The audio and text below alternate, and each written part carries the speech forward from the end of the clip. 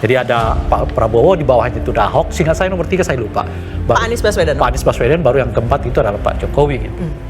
Saya sendiri nggak terlalu terkejut dengan data ini, karena saya sudah meyakini dari awal, khusus untuk Jakarta, keterpilihan Pak Prabowo itu bukan karena pengaruh Pak Jokowi, karena memang basis dari Pak Prabowo sendiri.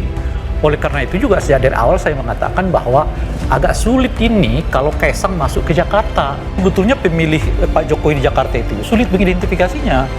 Gitu. Oleh karena itulah kemudian kan Kaisang menyebut nama Ridwan Kamil, dan Gerindra juga menyebut nama Ridwan Kamil. Ridwan Kamil ditarik aja ke Jakarta untuk mendampingi Kaisang, karena diharapkan bobot elektoralnya itu ada di Ridwan Kamil yang ikut serta membawa Kaisang gitu. Artinya Ridwan Kamil ini sebagai figur yang bisa merepresentasikan Pak Jokowi? Bukan, figurnya Ridwan Kamil sendiri, bukan figur Pak Jokowi. Ridwan Kamil sendiri adalah satu sosok. Jadi Kaisang akan jadi wagubnya, punya potensi, Kamil cagupnya. Ya, punya potensi untuk ikut pilkada di Jakarta. Tapi ternyata setelah disurvei kan angkanya nggak lebih dari 10%. Ya, Lalu sementara di Jawa Barat beliau sudah di atas 30%. Tentu saja rasional untuk mengatakan lebih baik di Jawa Barat daripada di Jakarta.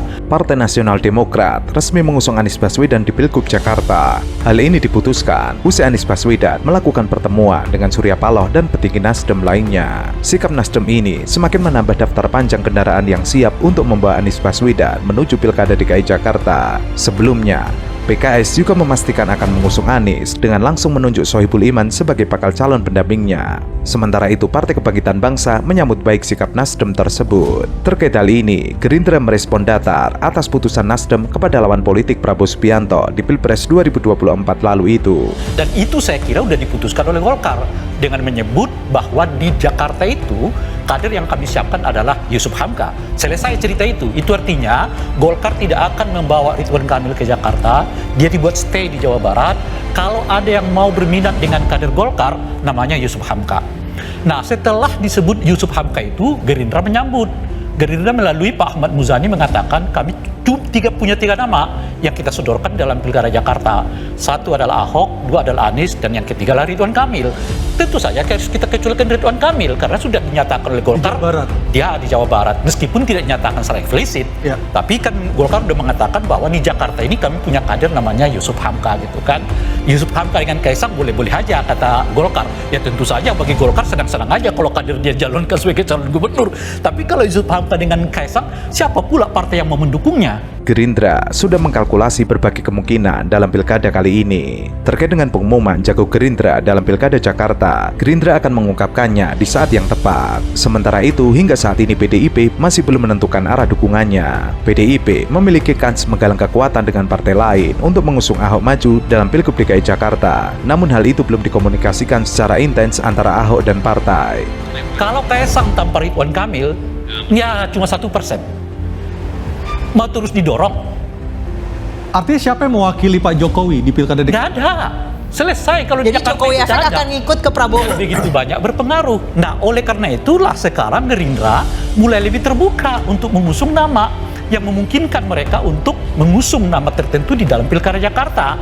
Dan nama itu tidak menyebut Kaisang. Ada cuma 3.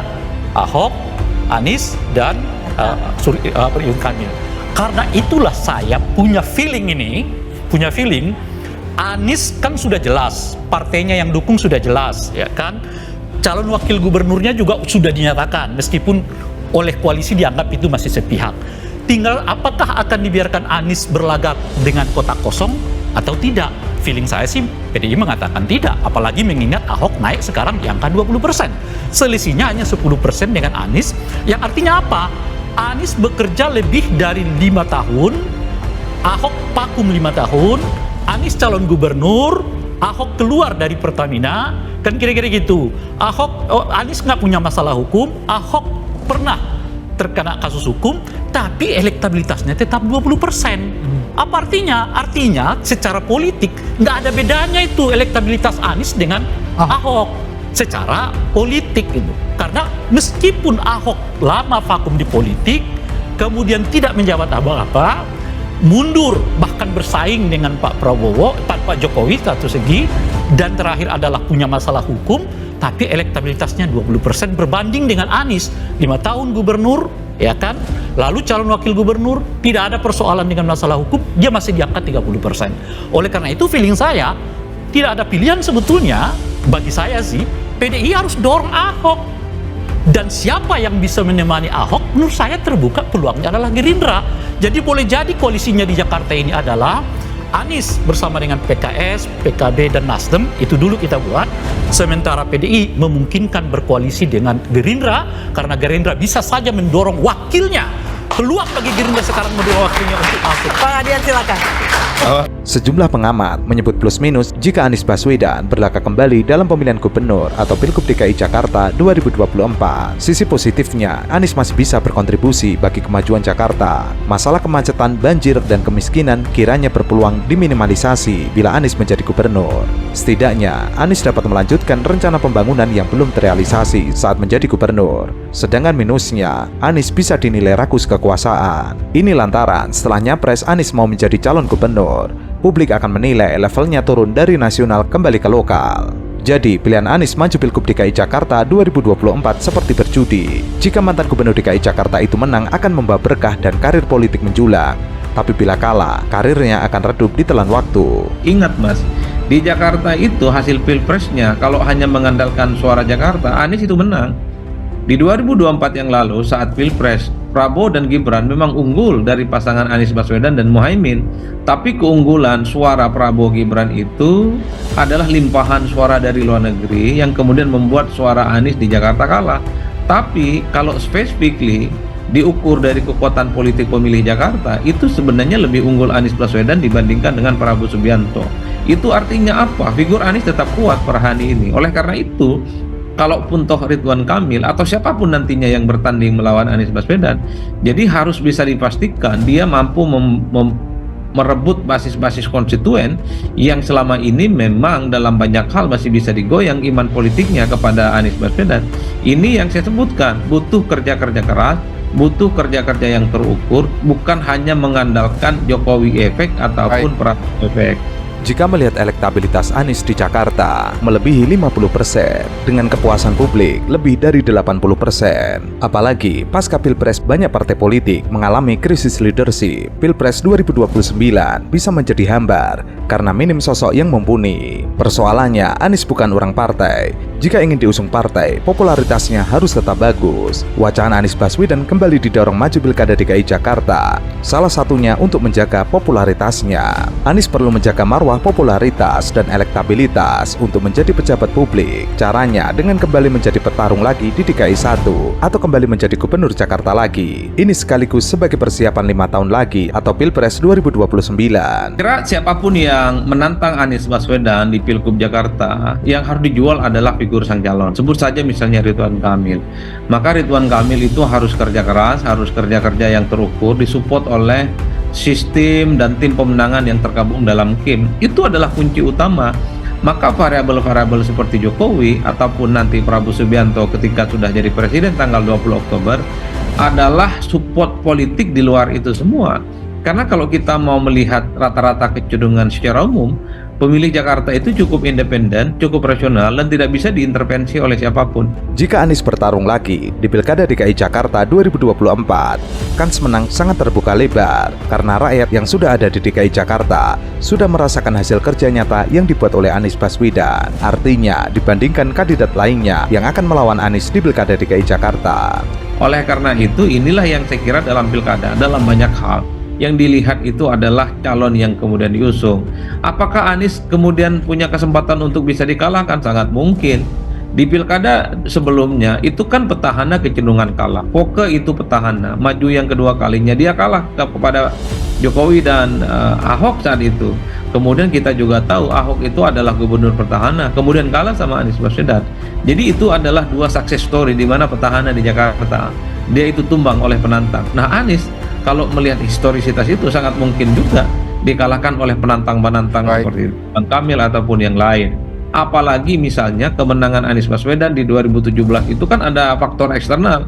Misalnya soal demo 212, mobilisasi massa, termasuk misalnya Ahok saat itu dikaitkan dengan penistaan agama. Di 2024 calon itu tidak ada lagi yang kemudian menista agama, tidak ada lagi instrumen yang terkait dengan mobilisasi agama dan seterusnya. Jadi variabel-variabel ini yang saya kira bisa dijadikan sebagai batu uji bahwa sekalipun Anies sampai hari ini elektabilitasnya paling tinggi, bukan tidak mungkin Anies bisa dikalahkan. Tentu adalah kerja-kerja yang kemudian terukur dan valid, itu yang akan menjadi kunci untuk memenangkan pertarungan di Jakarta. Berdasarkan sejumlah hasil survei, elektabilitas atau tingkat keterpilihan Anies sudah di atas 50%. Selain itu, tingkat kepuasan masyarakat terhadap kinerja Anies Baswedan sebagai Gubernur DKI Jakarta 2017-2022 melewati angka 70%. Menurutnya, pilkada memang tidak semudah yang dilihat karena ada banyak variabel. Akan tetapi, peluang dan kemungkinan besar Anies menang kembali di DKI Jakarta lebih besar dibandingkan kandidat lain. Menurutnya, saat ini belum ada kandidat cagup yang punya elektabilitas mendekati Anies. Karena itu ia menilai, belum ada lawan tanding yang sebanding dengan Capres Pilpres 2024. Ia berpikir kalau Anies maju, tentu belum ada lawan tandingnya yang sebanding melawan Anies Baswedan.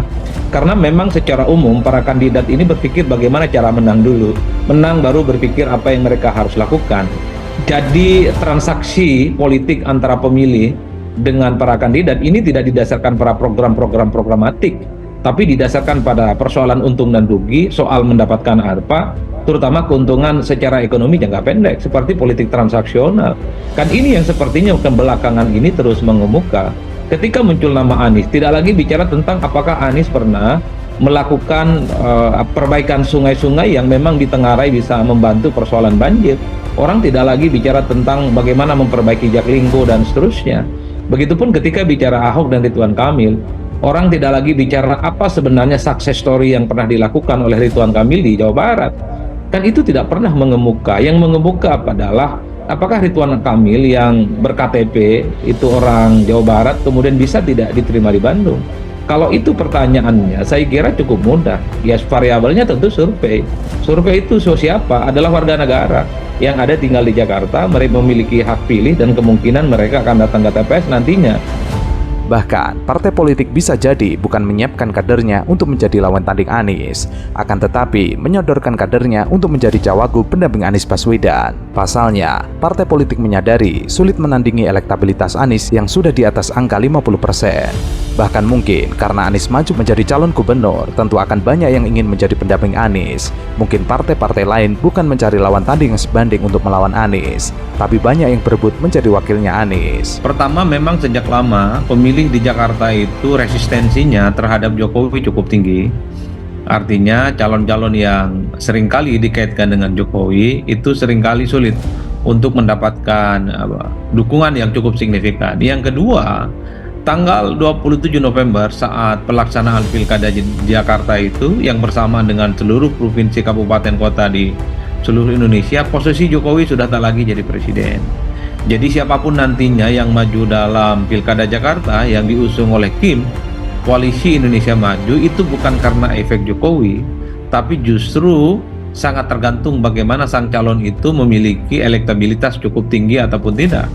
Kan sebenarnya kalau mau jujur, dalam Pilgub Jakarta itu yang dilihat adalah sosok yang ingin bertanding. Kenapa Anies Baswedan itu kuat dan solid? Karena Anies lah yang kemudian dinilai punya penetrasi dan basis dukungan yang kuat. Kenapa nama Ridwan Kamil itu kuat? Itu karena Ridwan Kamil dinilai punya penetrasi dan basis konstituen dan pendukungnya juga mulai solid. Kenapa nama seperti Ahok juga kuat? Itu karena faktor Ahok, bukan karena ada faktor embel-embel didukung oleh salah satu presiden tertentu.